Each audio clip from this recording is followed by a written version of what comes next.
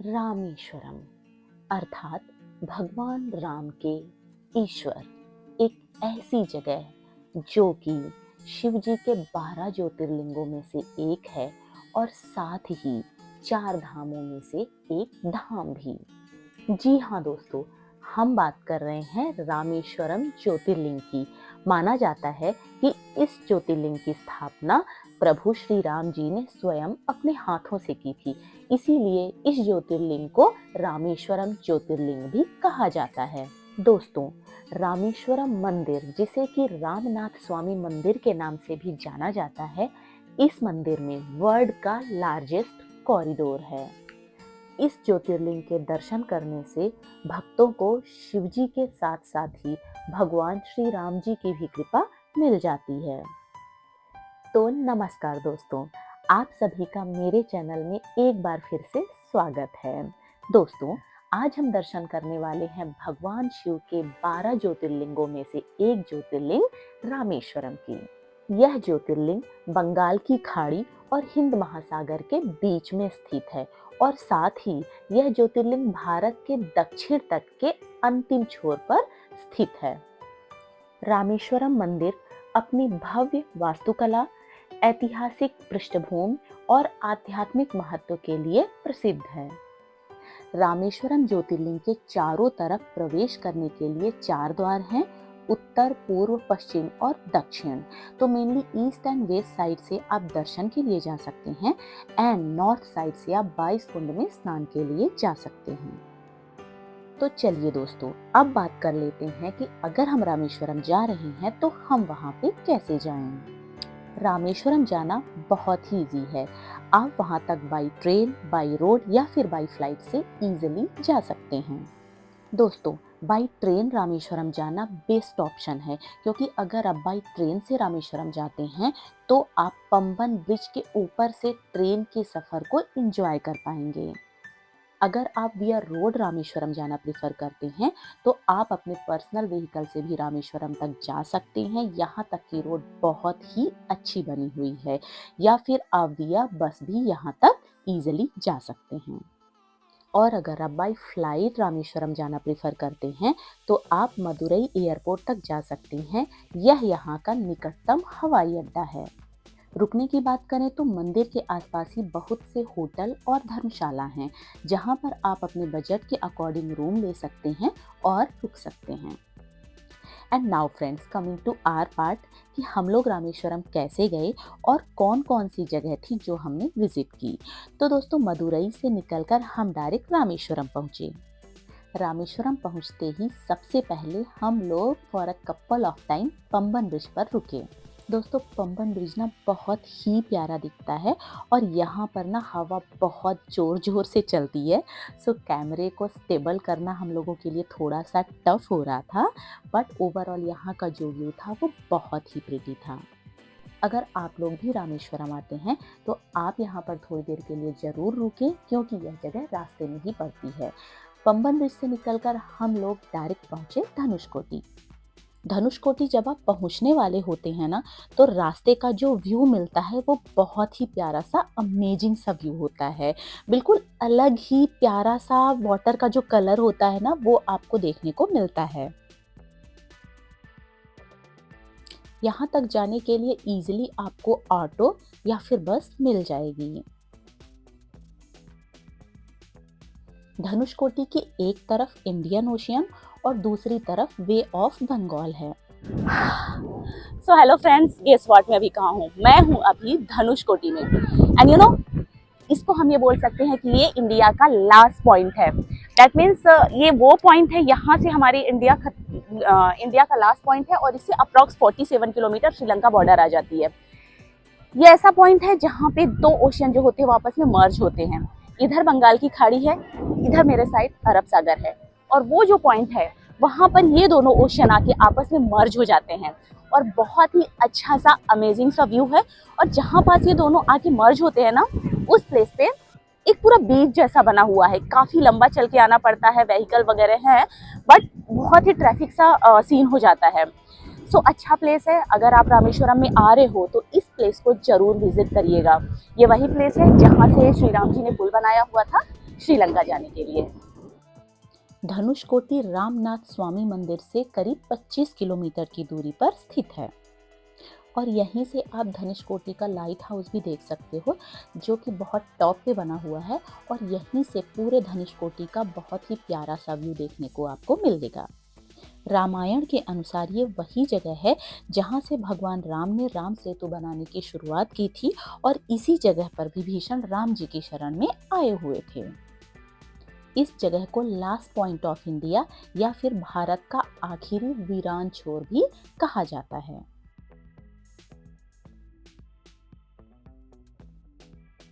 धनुषकोटी के इसी पॉइंट पे छोटी छोटी ऐसी शॉप्स रहती हैं जहाँ पे आप शंख, कुछ सीप वाली चीज़ें, मिरर, ये सभी चीज़ें मिलती हैं, आप ले सकते हो अगर आप इंटरेस्टेड हो तो।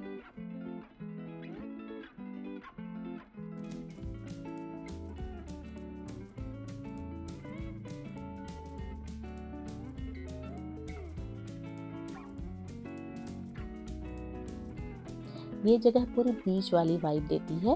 आप यहाँ पर थोड़ी देर बैठ सकते हैं, अच्छा लगता है यहाँ पे बैठना। बट हाँ, यहाँ पे हवा बहुत तेज़ चलती है एंड धूप के तो क्या ही कहने हैं, बहुत तेज़ धूप लगती है। सो आप ज़्यादा देर तो नहीं बैठ पाएंगे, बट हाँ, कुछ देर यहाँ पे बैठना बहुत ही अच्छा लगता है। तो दोस्तों, हम लोग भी यहाँ पे थोड़ी देर बैठे और चूँकि हम लोग सफ़र करके आए हुए थे तो हम थोड़े थके भी थे। सो हमने डिसाइड किया कि बस अब हम लोग होटल चलते हैं, क्योंकि हमें दर्शन भी करने जाना था और हमें पता था उसमें भी हमको टाइम लगने वाला है।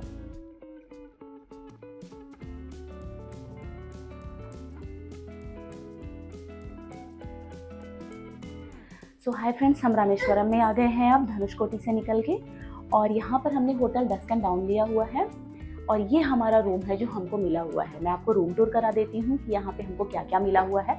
प्राइस वाइज मुझे होटल भी थोड़ा सा मतलब उतना अच्छा नहीं लगा जितना हम पे कर रहे हैं।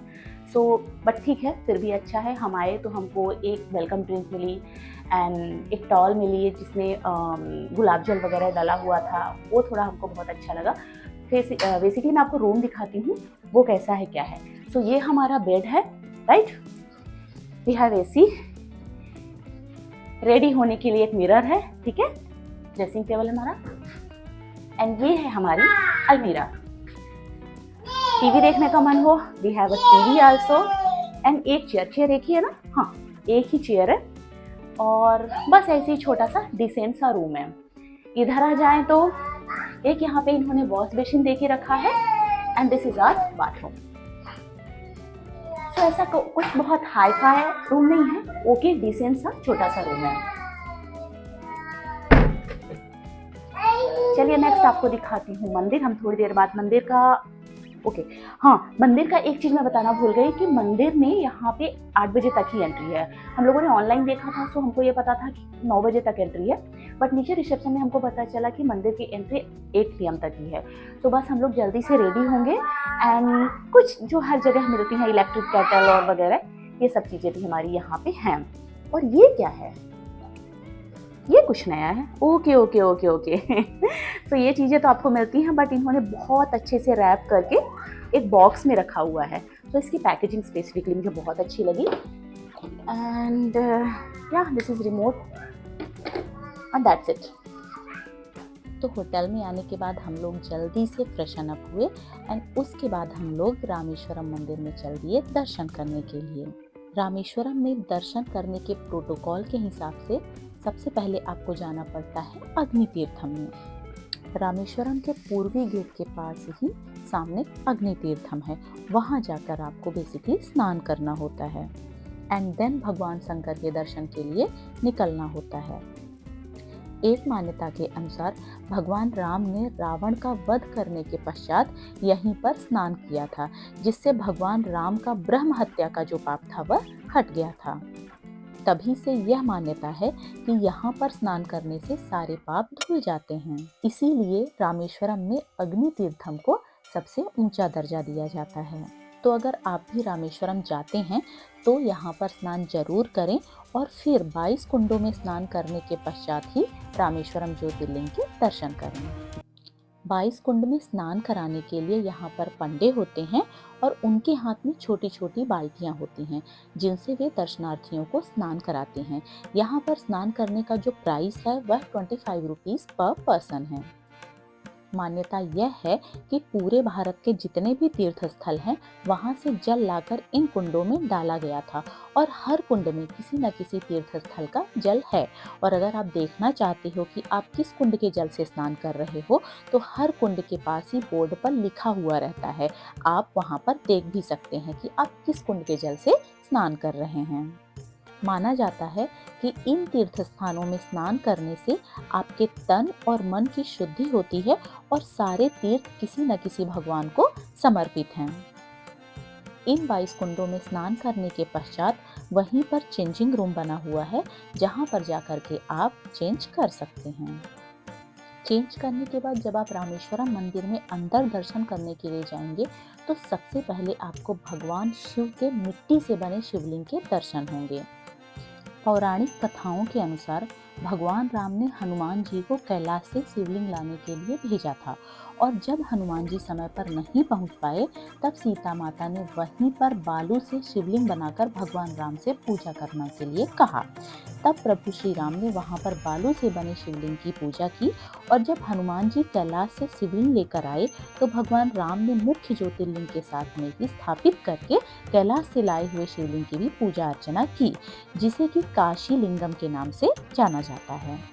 जो भी रामेश्वरम जाते हैं वो इन सभी शिवलिंगों के दर्शन अवश्य करते हैं और पास ही में बना हुआ है माँ पार्वती जी का मंदिर, वहाँ भी अवश्य जाइएगा और माँ पार्वती जी की पूजा अर्चना अवश्य कीजिएगा। तो दोस्तों यहाँ भी हम लोगों ने रामनाथ स्वामी यानी कि रामेश्वरम ज्योतिर्लिंग के दर्शन किए। मंदिर के गर्भगृह में कैमरा अलाउड नहीं था तो वहाँ का व्यू मैं आपको दोस्तों नहीं दिखा पाई, बट दर्शन करने के बाद बहुत ही पॉजिटिव वाइब के साथ हम लोग मंदिर से बाहर निकले। टाइम की शॉर्टेज होने की वजह से यहाँ भी हम लोगों ने वीआईपी दर्शन करे हुए थे और दोस्तों क्या ही दर्शन हुए थे। हम लोग बहुत देर तक ज्योतिर्लिंग के सामने खड़े हुए थे, अच्छे से पूजा की एंड देन हम लोग वहाँ से निकले। मंदिर के बाहर ही बैक साइड वाले कॉरिडोर के पास ही आपको ऐसी कुछ शॉप्स मिल जाएंगी, तो वहाँ से अगर आप कुछ लेना चाहते हैं तो वो यहाँ से ले सकते हैं। बट दोस्तों दर्शन करने के बाद मुझे यहाँ भी कुछ चीज़ें फील हुई कि मंदिर में दर्शन करने के लिए you have to wear sari और salwar suit and second phone camera यहाँ पे अलाउड नहीं है। Third one carry extra set of cloth, क्योंकि जब आप 22 कुंडों में स्नान करते हैं उसके बाद आपको एक एक्स्ट्रा सेट ऑफ क्लॉथ की ज़रूरत पड़ती है। दोस्तों हमें तो दर्शन करने और वहाँ से आने में लेट हो गया था, हमारा पूरा दिन ख़त्म हो गया था। बट अगर आपके पास समय बचता है तो एक और जगह है रामेश्वरम में जहाँ आप जा सकते हैं और वो है house of Abdul Kalam. Time की शॉर्टेज की वजह से हम लोग यहाँ पे नहीं जा पाए थे, बट मैं फिर भी इस प्लेस को हाईली रिकमेंड करूँगी कि अगर आप जा सको तो इस प्लेस पे ज़रूर जाना। बिकॉज कलाम साहब की स्टोरी ना हम सबके लिए एक प्रेरणा स्रोत रही है कि कैसे यहाँ की एक छोटी सी जगह से निकलकर कोई person prime minister and then missile man बना। तो दोस्तों ये तो था रामेश्वरम मेरी नज़रों से। आपको मेरा रामेश्वरम ब्लॉग कैसा लगा? Please let me know through your valuable comments and hit like button if you like my vlogs and share it with your friends and family. It will appreciate me.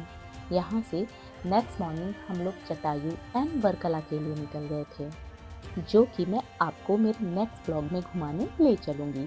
So stay tune and show your love. तब तक के लिए जय श्री राम। ओम नमः शिवाय।